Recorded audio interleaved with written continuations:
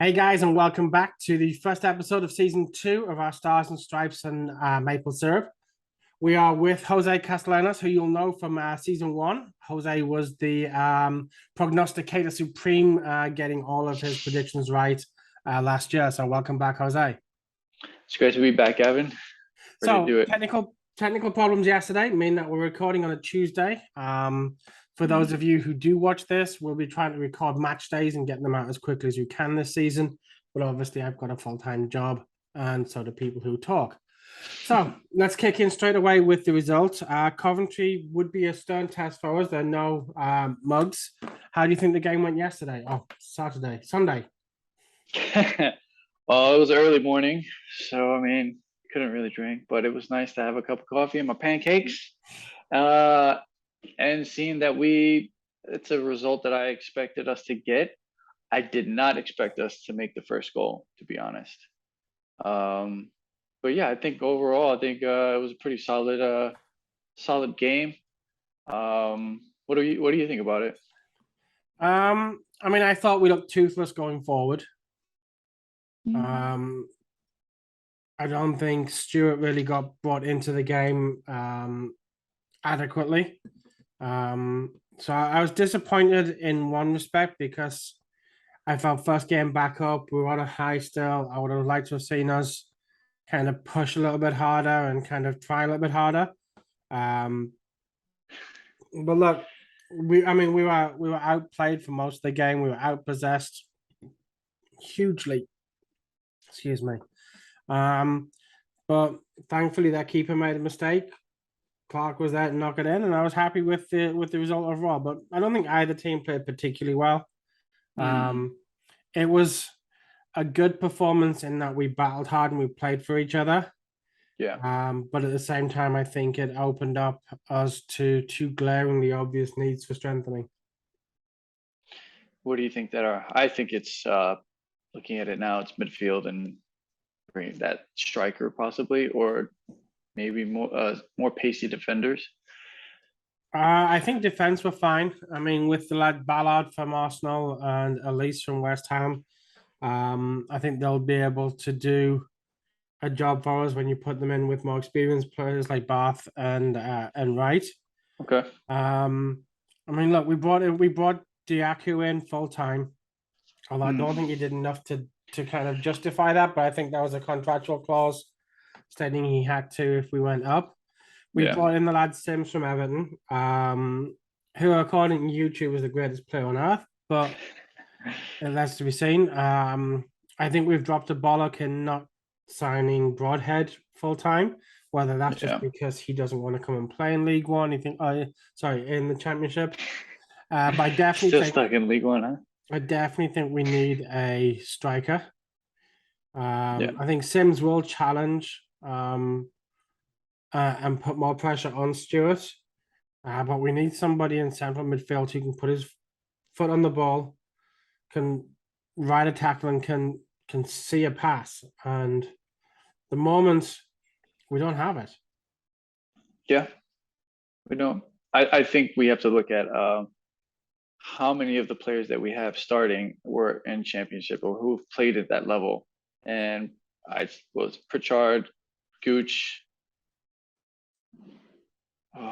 Maybe Bath.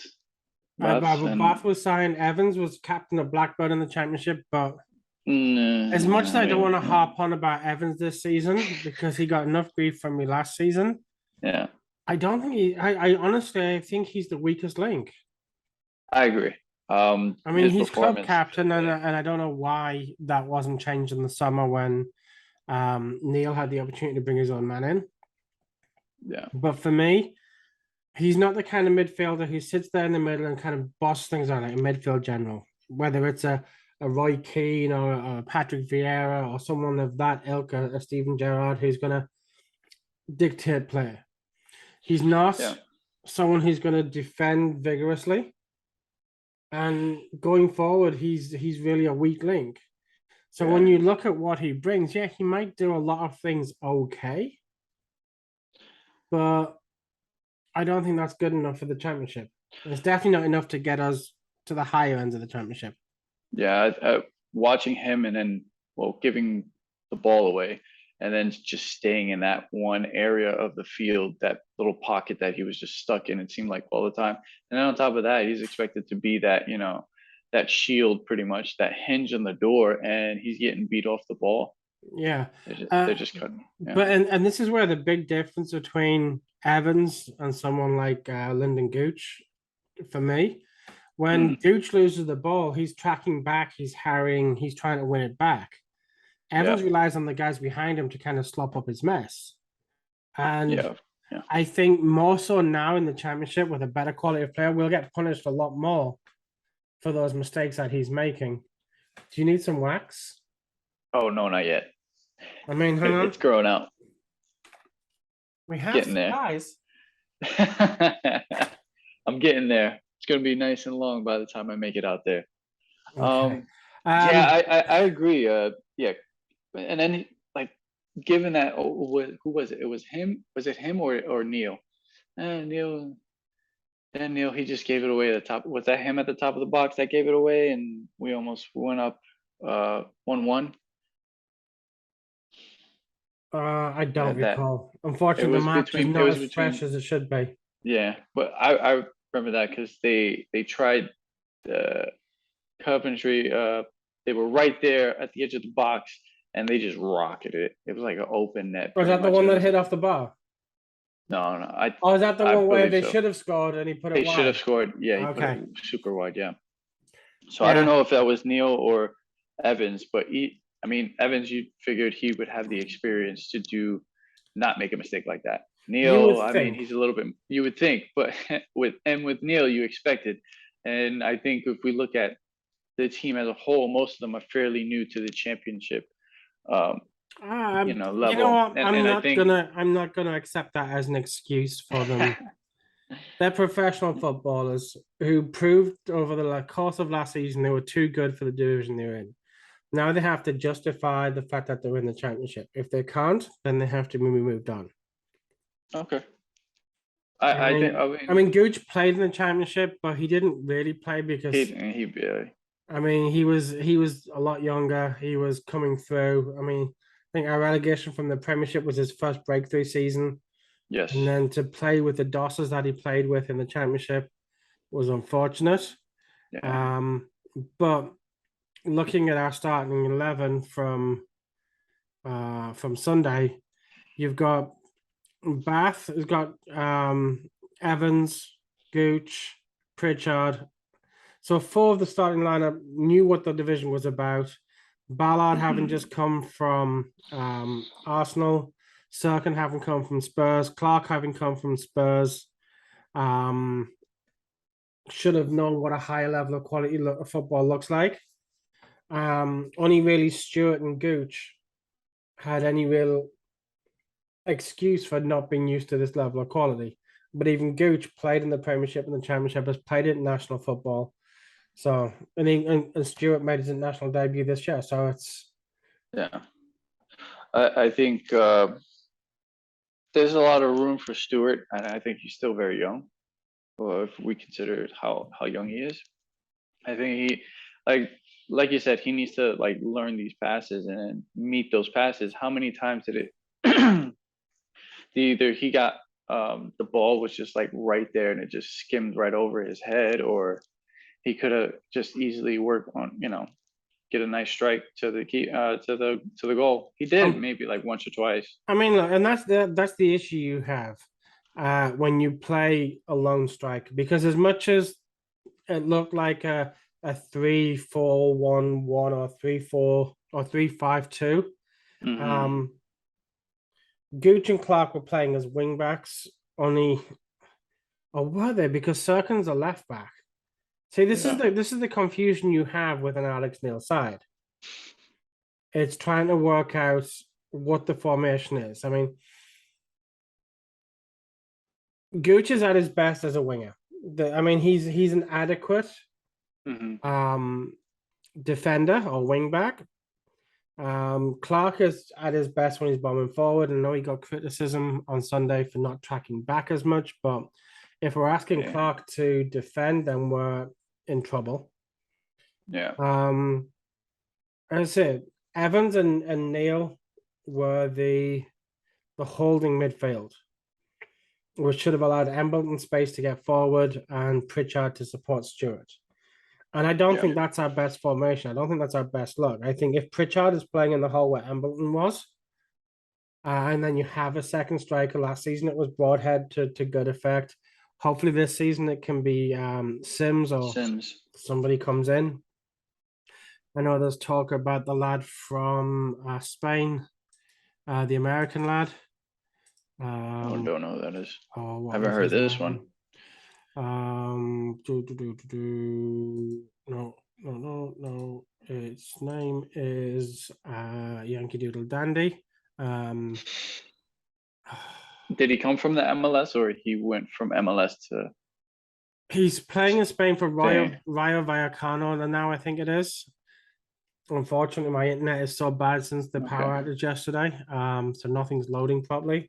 But they're talking about a $2.5 to $3 million, £3 million signing. Matthew Hope. Oh, that's the article. I should have. Matthew Hope. All right, I gotta look into this guy.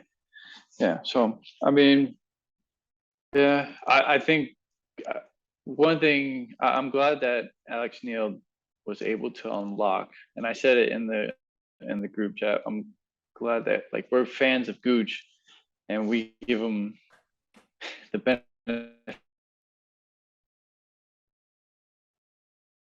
of the doubt on most games before being in at the edge of the box once they get into the other half. So that when he made his assist, he usually cuts into the top of the box and then tries to take it himself or tries to take on the defenders. But he was blowing past this guy every time and making pretty good crosses. He did have a couple of better place crosses, and we were lucky not to benefit from a couple of those. But look, it was an interesting start. I think if you'd given me a point at 6:30 on Sunday morning, I'd have taken it happily. I think to have gone ahead and to have nullified Coventry for most of the game. I mean, they had the bulk of possession, but they really didn't look like scoring a hatful. You had that long range one that hit off the bar, the one that he should have scored and skewed wide. But for the most part, I thought we acquitted ourselves quite well. Yeah, defense looked as you know. I feel like we should get pacey defenders. Defense looked very well composed. That back line looked fairly well composed, and we every time it looked like it was about to be a scramble inside the box, we cleared it. And I'm glad that like we finally established something like that of that nature, and just getting strings a few more than two passes together, I thought was pretty cool and pretty amazing that we finally get to do more than 2 to 3 passes together while also taking it up the field, which we weren't able to do that before Alex Neil the field. Yeah, I think previous managers were, especially like Johnson, and there's been so many. I mean, Ross was a bit dour in his approach. I think Alex Neil is look, he wants defensive stability first and foremost, but he also wants to get forward and move the ball around. So I mean, so far so good. It was a good first outing. A point on the board is important. So the question is it's not from here. Yeah, I mean, Alex Neil did say he wanted at least 5 to 7 more players, and it looks like it really is. Yeah, but given I mean, that we've already signed 4 for the if you look at so we brought in Ballard, Elise, Bass, and Sims. We've brought back Diaku and Clark, and then he wants to bring in another 5 to 7. That's 11 to 13 signings. There's got to be outgoings, and I know we've got rid of. Then we got the keeper from Portsmouth. Yeah, that's Bass. Yeah. But yeah, another 3 or 4 maybe. 2 midfielders, 2 attacking players.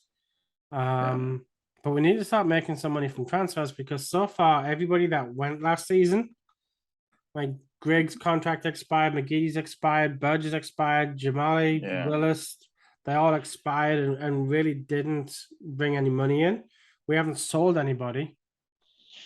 Yeah, that's a bit concerning. I think you think they'll try and sell Neil? No, No. I think if they're going to do that, he would have gone at the beginning of the summer. I think, from what I understand, Villa and Burnley were sniffing around again at the beginning of the summer. Mhm. And he's committed to the club, so I think he'll be with us throughout the end of the season, or at least until January, depending on where we're looking to be. Mhm. So, with that in mind, where do you think we'll finish this season? Ooh, I said it on the group chat. I think I said 11th or 13th. So you're going That's top half. I'm Well, going top half. I think we are a competitive side. I think Alex Neil knows what he's doing. Uh, it's a different. Last season when we started off very very well, very strong, and then we dipped a little bit, but we ended up winning the league. And I felt different about that league. That started the season. Excuse me. Now this season, I feel a little bit more relaxed. I feel like we belong here, and I feel like the players that we have belong here. We still need a few more players to fill in those gaps and to patch up the team. But I think we are comfortable, and we should have a no nonsense season to where we could get at least 13th. okay. I mean, Yeah. I'm going fair. I mean, I'd be happy finishing 21st. I really would. Not that I want a boring, a terrible season of dour football and poor results, but Mhm. I'd like to establish ourselves. I don't want to jump straight up. Like some people have been saying playoffs, and I'm like, no, don't, Oh, don't Like, do that. Don't jinx us. look, 15th, never in danger of relegation, never really challenging the guys at the top of the league. Will do me fine. A nice, boring, safe season. Yeah. I mean, and getting us far to cups, I think that would help with No, don't care about the no. cups. Don't care about the cups. Quite I happily think lose against Sheffield Wednesday next Tuesday. And quite happy losing in the December or January, whenever the third round of the FA Cup is, and get them out of the way. We don't have to worry about that god awful pizza pot cup. I would rather have 48 games this season. just giving people shit. Just give Yep. them hell. Just concentrate on the league. The league is anything else is a distraction. And I think if we're looking to build for the future, the less distractions we have, the better. Okay. I think mm, I mean, it would be fun. I mean, watching us against QPR the beginning of last season was pretty interesting, and how well we did. I mean, I also don't want to get our asses handed to us when we go against clubs like Arsenal, even though we managed to score one against Arsenal. So that's for Yeah, League but they One. scored 5, 5 exactly. I and it don't want was to. their I don't want. kids. Yeah. So And look at how that's something poorly that. we did after that. We Yeah. didn't win another league game for 2 months. Yeah, that's tough. Yeah. Yeah. So, as I say, as much of a distraction, as much fun as a cup run can be, I don't need Mhm. it. I've been to Wembley. I've been to the FA Cup final. I went to the League Cup final back in '85. I'm good. I've been there. Like, it's got to be all about the league or nothing. Yeah, I get it. I guess it's more after last season's stress. A year or two of just being coasting in championship should help us out, get our bearings correct, and get the ship patched up properly, so she could make those long journeys. Ultimately, I get it. Yeah. But looking at the league, I definitely think there are 3 worse teams than ourselves. Okay. So I'm not concerned. I think Birmingham are going to struggle really badly this season, and QPR. Hmm. And then I don't care who else goes down as long as it's not us. I don't think we will. I don't think we will go down. Didn't the teams that went up last season already went down again. Yeah, Well, I don't want us to. I forgot who were. That was a Peterborough. Peterborough went down, Derby County went down, Derby and County. who else Yeah, I was don't it? have all that in front of me. Barnsley. Barnsley. Yeah, so I mean, I don't. I think we will be yo-yoing between mid-table. Yeah, I'm quite happily So for a mid-table yo-yo. yeah, Just don't want to yo-yo between divisions. yeah. I mean, waiting for that, and hopefully it gives me a good excuse to be like, all right, cool, I could head out there again later in the season. Now you're heading to Sunderland for the first time this season, right? I am. I am really excited. I'm just waiting for the tickets to post up on the site so I could purchase them. And you said Southwest corridor, right? Southwest. Southwest corner was where all the noise is. All right. So yeah, so that's a, if you want to get a good match environment with a lot of chanting, Yeah. then yeah, so it'll be like Legends but louder. No, that'd be great. Yeah. So we're just waiting on that. Right now we're just staying in Edinburgh. So we already Where? purchased Edinburgh, Never heard of it. Where's that? Scotland. Scotland. Never heard of it. Is it? Scotland, Edinburgh. I've heard of Scotland, but never heard of Edinburgh. Edinburgh. I think it's like one of their main cities or their Are you capital. I'm talking not about sure. I Edinburgh? just know. Yeah, there you go. There you go. So you go back what, the 11th, or you go to Sunderland the 11th? So we the same day. So I'm going the 10th. The game is the 10th. Okay. So You got Millwall at home. yeah, we got Millwall at home. So I'll be there. I get there at noon. Our train leaves from Edinburgh, right? Edinburgh. Edinburgh.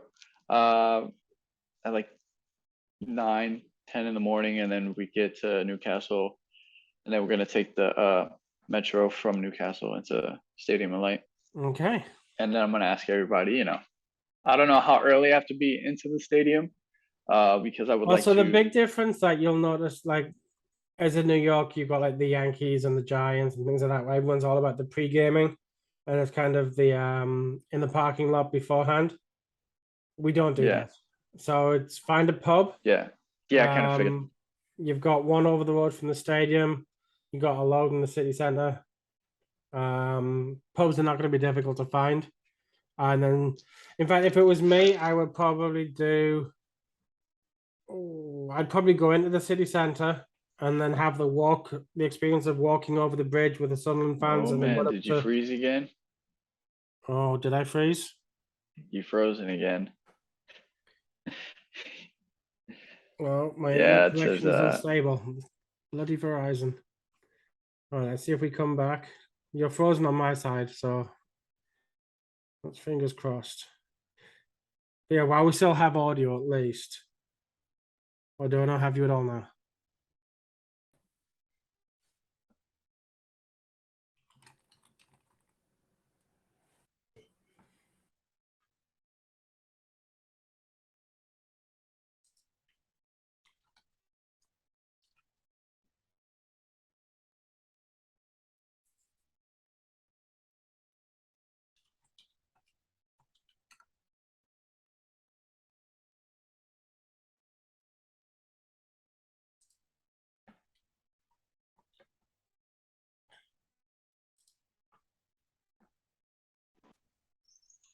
Okay, All right.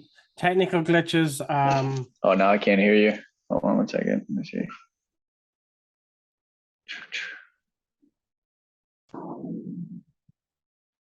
Can you hear me? I can hear you okay. Okay, there we go. All right. Okay, we're back. Thanks to Verizon for the worst internet connection at the moment. So I was saying, what I would probably do is head into the city center, have a couple of pints in the town center, and then Yeah. do the walk over. So you get to kind of get that match day experience of walking over with the fans. You're going over the bridge, kind of part of what being a Sunderland fan is for me. Yeah, I'm really excited. I can't wait. And then hopefully in the next few months after that, because that's a huge chunk. of change that I'm putting into this trip. Yeah. And then I'm gonna do hopefully get back by, I don't know, maybe by my birthday in March. So be back Who have up we got there. in March? Have we got anyone decent coming up in March? Let's have a look. No, I haven't even looked that far. I was just When's like your birthday? March what? March 14th. Oh, we got Sunderland at home on the 15th against Sheffield United, which is a good game. Oof, yeah. So then, There you go. yeah, That's a there we go. Probably 3:45 kickoff. Oh, that's perfect that for must me. be it must be a Tuesday night. Oh shit, So it's an must evening be. game. Yeah. Oh, So that's we'll just see. taking into consideration daylight savings. Oh, I thought this was the last year for it.